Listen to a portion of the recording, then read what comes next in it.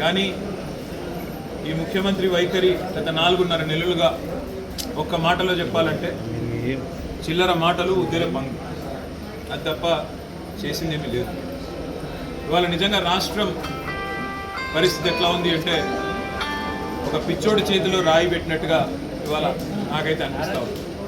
ఎందుకంటే కేసీఆర్ గారు ఏం చేస్తే దానికి నేను ఉల్టా చేయాలి అనే ఒకే ఒక్క ఆలోచనలో రేవంత్ రెడ్డి గారు ఇవాళ రాష్ట్రాన్ని నడిపిస్తున్న విధానం కనబడుతుంది. ముఖ్యంగా కొత్త జిల్లాలు ఏవైతే కేసీఆర్ గారి ప్రభుత్వం ఏర్పాటు చేసిందో ఈ రాష్ట్రంలో 10 జిల్లాలు ఉన్న తెలంగాణను 33 జిల్లాలు చేసింది కేసీఆర్ ప్రభుత్వం. ప్రజల ఆకాంక్షకు అనుగుణంగా 23 కొత్త జిల్లాలు, అందులో కొన్ని మహానుభావుల పేరిట పెట్టిన జిల్లాలు ఆసిఫాబాద్ కొమరం జిల్లా, కొమరం భీం లాంటి జిల్లా కానీ, ప్రొఫెసర్ జయశంకర్ గారి పేరిట పెట్టిన జయశంకర్ భూపాలపల్లి జిల్లా కానీ, వీటిలో మచ్చుకు 2 నేను చెప్పినాను. అదేవిధంగా మొదట కొన్ని జిల్లాలు ఏర్పాటు చేసిన తర్వాత స్థానిక ప్రజలు, స్థానిక నాయకులు ఐకమత్యంతో పోరాడి సాధించుకున్న జిల్లాలు మరికొన్ని ఉన్నాయి. అందులో మన రాజన్న సిరిసిల్ల జిల్లా కూడా అందులో ముఖ్యమైనది.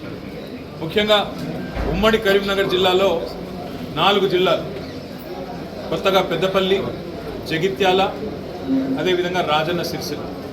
ఆనాడు రాజన్న సిరిసిల్ల జిల్లా కోసం ప్రభుత్వం మీద పోరాటం చేసి మాతో ఆనాడు పోరాడి జిల్లాని సాధించుకున్న వాళ్ళలో ఇక్కడ మా రమాకాంతరావు గారు కూడా ఇక్కడే మీ ముంగటున్నారు.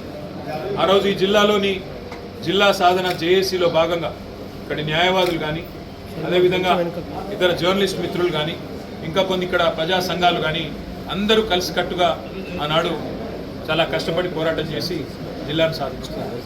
నిన్న వాళ్ళందరూ రేవంత్ రెడ్డి గారి నుంచి ఆశించింది ఏంటంటే, మేము రాజన్న సిరిసిల్ల జిల్లాను కొనసాగిస్తాం, కొత్త జిల్లాలను ఇట్లే కొనసాగిస్తాం, అధికార వికేంద్రీకరణ వల్ల, పరిపాలనను వికేంద్రీకరించడం వల్ల ప్రజలకు అధికారులు చేరువైనారు, సంక్షేమ ఫలాలు మంచిగా అందుతున్నాయి, కలెక్టర్లు, జిల్లా స్థాయి అధికారులు అందరూ కూడా ఇక్కడే కొలువు ఉండడం వల్ల, చిన్న జిల్లాలు కావడం వల్ల ప్రజలకు లాభం జరిగింది, నా తప్పు నేను తెలుసుకున్నాను, నాకు బుద్ధి వచ్చింది, చెంపలేసుకుంటున్న జిల్లాలను కొనసాగిస్తున్నా అని చెప్తాడేమో అనుకున్నా.